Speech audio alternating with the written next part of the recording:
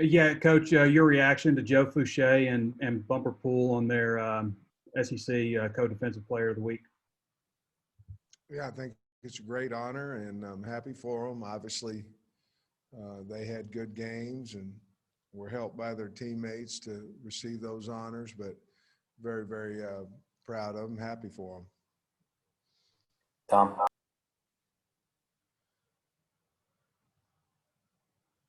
Hey, Sam, I know win or lose, every week coaches are looking to get better. And I'm wondering what your thoughts are on the time of possession and the run game offensively, you know, where you stand with that, where you're headed. Well, we have to get better. I mean, you know, obviously I think injuries have a little bit to do with productivity on Saturday, but Traylon Smith came in and ran extremely hard. Our timing still a little off on offense. We were better Saturday than we were the week before, so that's encouraging. But we have to run the football, and we're just not doing it at our standard yet. But I believe that we have the players to do it, and we're going to work extremely hard on that this week.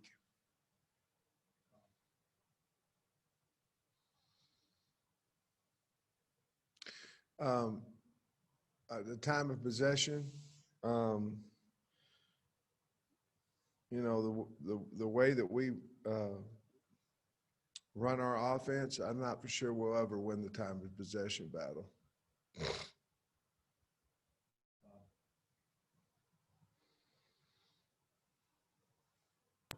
Bob.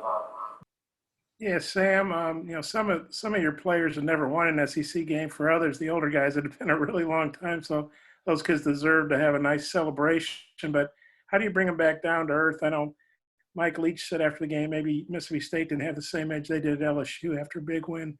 Well, what's the key to keeping your kids focused and kind of bringing them back down to earth after such a big win? I don't think it's going to be a problem. I'm going to show them this afternoon why we won, and I'm going to show them, you know, we always have a good, bad, and ugly video that I talk about to the team.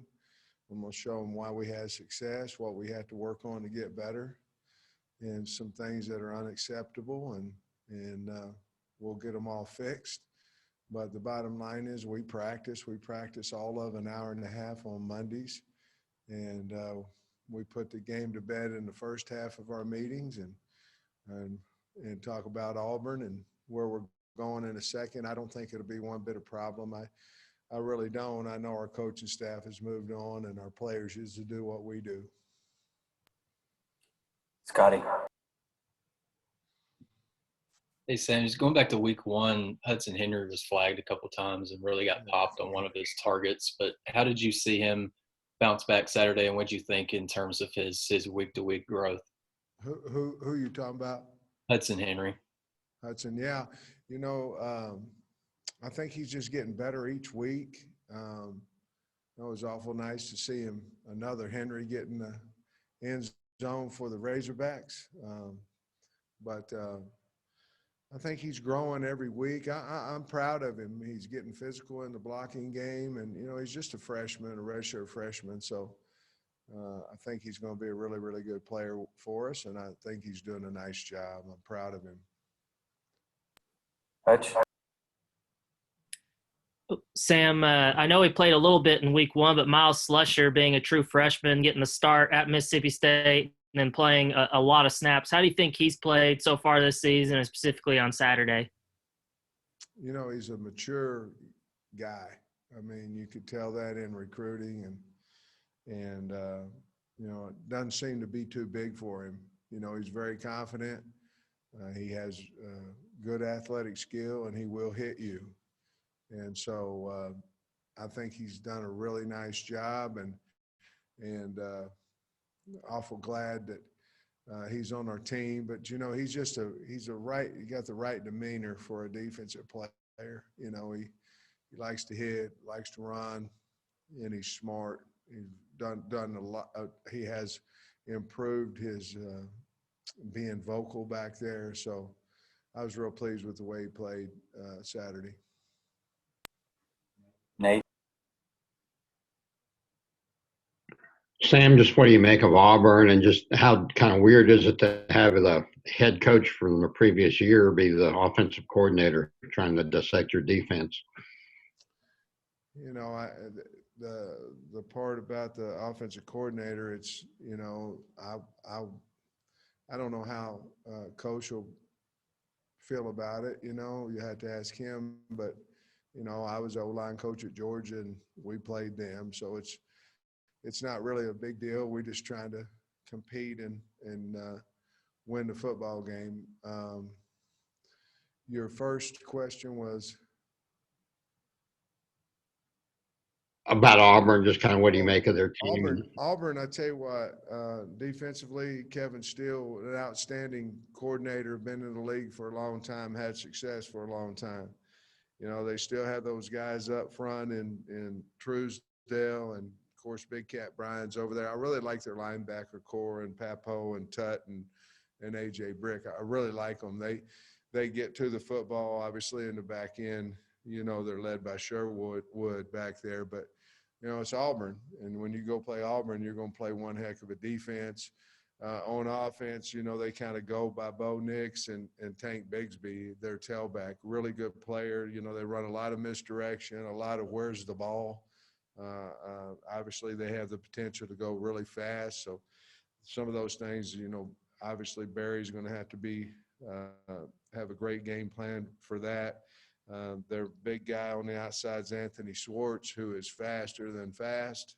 And then they got a big wide out in Seth Williams. So I really like their O-line. Their O-line's big. You know, I don't know what they average, probably about 315 a guy. I like them. I think they've got a good offensive football team, good defensive football team. That'll be an unbelievable challenge for us. But, you know, we're looking forward to going up there and playing. Coach, you had, I think, Eric Gregory listed as the first team or with the or this week. So how much of that is, you know, based on performance? And then do you expect Dorian Gerald and Julius Coates to be able to go this week? You know, Eric, if he's listed on the ones in there, or then that's because he earned it, and he had a heck of a football game the other day. And then Coach should be back for us, and Dorian Gerald, we still don't know for sure on him, but Coach should be back, and just got to wait and see a little bit on Gerald. Dudley.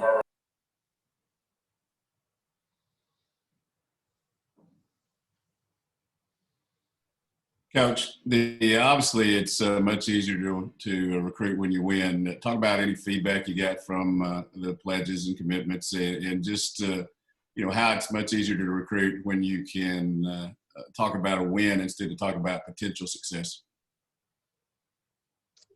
Well, we took a little bit of extra time yesterday to get a hold of our recruits.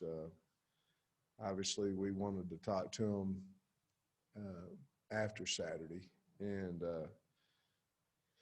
you know, a lot of times kids in the state are looking for a reason to go to the University of Arkansas, and hopefully we can give them enough reasons to come here. And so, but the parent, you know, you find the parents were as pumped up as the kids, you know, so I've got different videos from recruits' parents and, you know, hooping and hollering at the game and all that kind of stuff. So it was a lot of fun. We certainly haven't had anybody jump in on us in the last day or two, but hopefully they will. Jason. Hey, Coach, I just wonder what your thoughts are on your tackling and your ability to limit the yards after contact defensively, especially after last week, the improvement that you guys have made there. I think our tackling's been good this year. Obviously, they got players that are supposed to make you miss too, but for the most part, I think our tackling's been good. Our physicality has been outstanding, and sometimes they're going to miss because they're coming up and trying to knock somebody out. We miss more tackles in the third and fourth quarter than we do in the first and second quarter, and we don't miss a whole lot of them, but we do, and that, I think that goes with as the game flows, and we may be getting a little bit tired and things of that nature, but I've been real pleased with the tackling thus far. All right, let me know if you've got more questions. Hey, Biddy. Yeah, Coach, how much do you, with the players, given the dynamic, I guess, with Chad Morris being on the other sideline, how much do you go with them like this is a business approach, don't let your emotions get involved, or do you let them use any of that as motivation? I'll be honest with you, Trey, it's just another football game to us, and we won't mention the fact that Coach Morris was the head coach here. They know it, and, you know, some of them will be, you know, some of them probably loved him, some of them probably didn't, you know, just like any coach. And so we're going to take a business approach to it and go out there and try to do our best. Tom.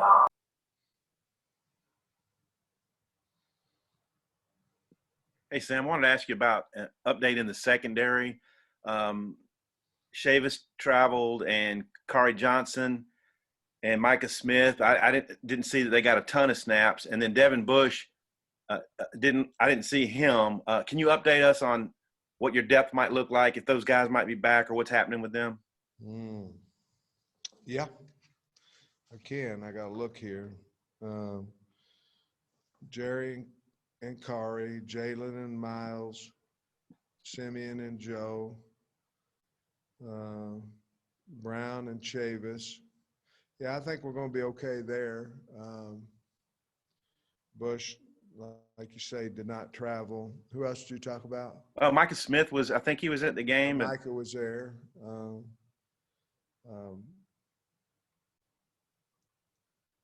you want me? I mean, they're healthy and ready.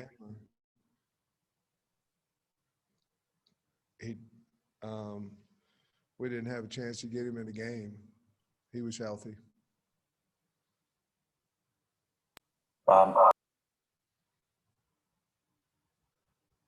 Hey, Sam, I think Traylon posted on Instagram he was getting an MRI on his knee. Just wondered, do you know the result? Do you know the result of that MRI? And could you give us an update on Rakeem and Monteric, what their status is for this week? If he's not posting on Instagram, then you wouldn't ask me the question. So we'll get that figured out. He's fine. He'll be back at practice today. Rakeem will as well. And who else did you say? I'm sorry, but Monteric. You're the only guy I've ever heard call him Mo, but maybe everybody calls him Mo. But I'm talking about Monteric, Busta, you know. Yeah. He's fine as well. He got dinged up. You know, he may or may not be at practice today, but we feel like he'll be available on Saturday. Okay. Don't be mad at Traylon. Well, that's team rule. You don't post about injuries on the internet. So. Okay. Well, I wasn't trying to get him in your doghouse or anything. He's not my doghouse. Trust me. Okay. Thanks. Scotty.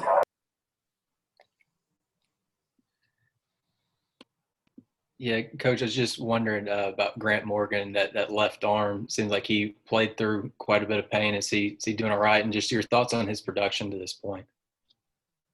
Well, we may have to get the other elbow hurt. If he made 15 tackles, he might get to 20, you know. No, in all seriousness, he's fine. His elbow's sore, but he'll be ready to go. And he's a tough kid. He's a Morgan. His brother was tough too. And imagine everybody in the family is. But he loves to play, and he toughed it out, and he got treatment, and he'll be fine.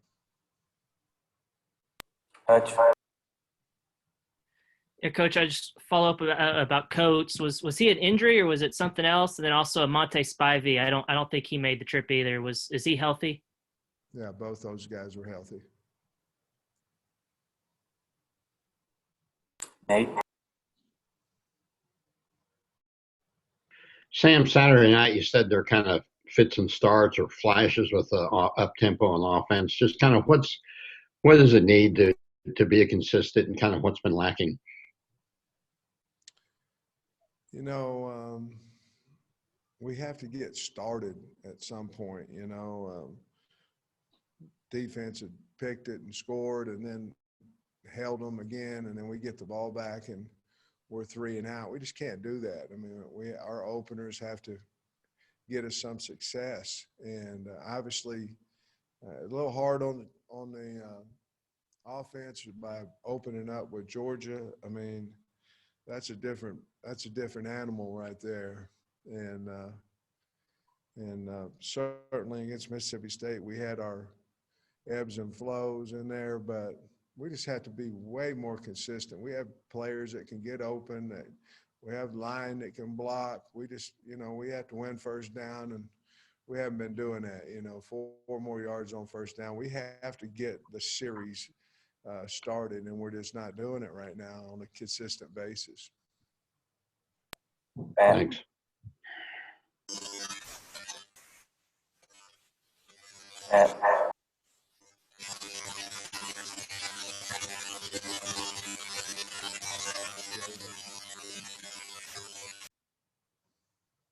Can't hear you, Dad. Carlos. Coach, felicitaciones. Congratulations for the win. At what point in the game were you feeling scared that maybe you were going to turn 21? That's the first question. And the second, when you say this is the beginning of something good, what do you need to do for this new beginning to keep going the way they went Saturday? Well, you know, obviously when we fumbled the ball in the exchange down there, you know, if we don't get a first down and we punt, that's plus 40 yards, you know, we put the ball on the ground, put the defense our defense in a terrible situation, which they came through for us once again on a magnificent 4th down stop. I mean, John Marshall, it was an incredible play by him. And Joe Fouché came in there on that. But as far as how you keep it going, you know, this is a tough year. You know, you have 10 SEC teams. Not to say that your non-conference opponents aren't worthy of the SEC caliber of play, but, you know, you have 10 SEC teams, and it's a hard year. So we're just going to stay the course. We're not going to change. We're going to do exactly what we're doing right now. I think our players believe in us, and we certainly believe in them. And I think that's a big deal, you know, their game prep and having them ready to play. I think if you ask them, I think they'd feel like they're really prepared to go play, maybe see the play before it happens, both on offense and defense. And again, I'm so happy with the staff that we have because they're good teachers and our players believe in them. So I think we're just going to stay doing what we're doing now. We're not going to adjust practice. We're not going to adjust the way we talk to our kids. Let's just go about kind of like I talked about before. We're kind of a blue-collar university and state and football team. We're just going to go get a lunch pail, go to work, and see what happens on Saturday.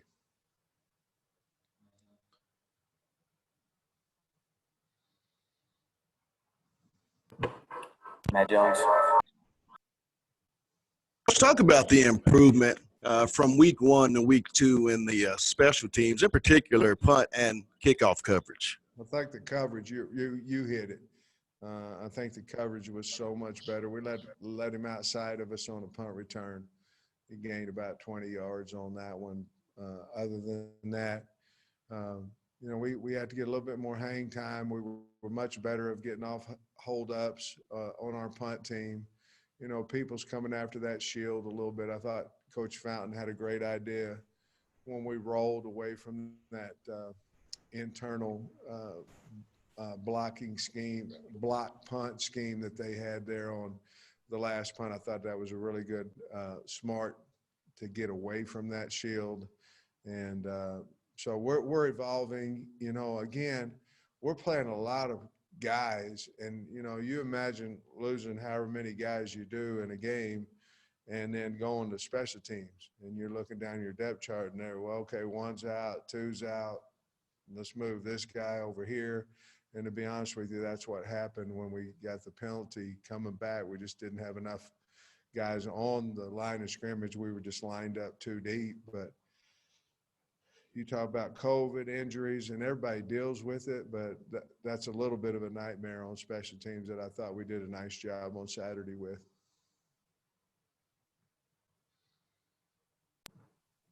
Matt Jones.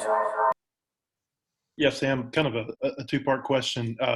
There's a hurricane that's potentially going to land in the Gulf this weekend. Has there been any conversation with you guys and Auburn or the SEC about how that might affect the game? And then number two, it's going to be raining a lot because of that. How much do you deal with, wet ball practice this week in practice? As of I know, now you might have to ask Mr. Yurchek, but as I know, there's not been any conversation between us and Auburn as far as if the game is going to be played. Now, there may have been, and I'm not aware of it. Number two is we are aware that there's a great possibility of rain, so we are starting today in practice of throwing and catching and handling and snapping wet balls, and we will do that throughout the week. Tom. I had a question for you about Devion Warren. You said Saturday night that he's a great kid. We've gotten that same sense from him as well. I'm wondering what's allowed him to move from kind of being a special team guy to a real contributor on offense. And then the touchdown play, it looked like you set him up with the screen on the play before, ran the same action, got the touchdown. Could you describe that play a little bit? Well, they just, on both our touchdown passes, they lost guys. They had mental errors in the secondary, it looked to me like. But Devion has speed, quickness.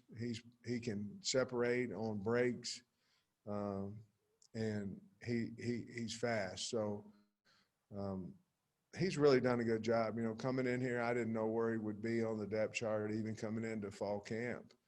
But he's, in my eyes, he's a starter in my eyes, because when he's out there, I'm happy he's out there. A lot of times you get somebody out there and you go, oh man, where's the starter? That's not the case with him out there. He's very, very confident in him. I am. Bob, last one. Sam, you were wearing a mask, so we couldn't read your lips on what you said to Mike Woods when he got that personal foul penalty. But wondering if you can give us the gist of what you said that we can put in a family newspaper / website. And Michael's obviously a great kid and a good player. Kind of, you think that was a good learning thing for him? Yeah, it was a good learning because we didn't lose. No, I just visited with him about we can't. That can't happen. We don't fight in practice for a reason. We do everything in practice exactly like we're going to do it in a game. Exactly. That's tempo, that's physicality, that's fighting, that's when we score in practice. There's no, showboating. We do everything in practice like we expect it done in the game. Everything. And for us to get that penalty, it's not smart. And he knows that. And the clock stopped. There's 1:21 left. We had a third down. We could have run the 40 seconds off there and had 41 left, unless, you have a second to run a play and the game's over. And it should have been over. Did you feel like your message got through to him? I'm almost positive it got through to him. Okay, good deal. All right, that'll wrap us up. Thanks, Coach.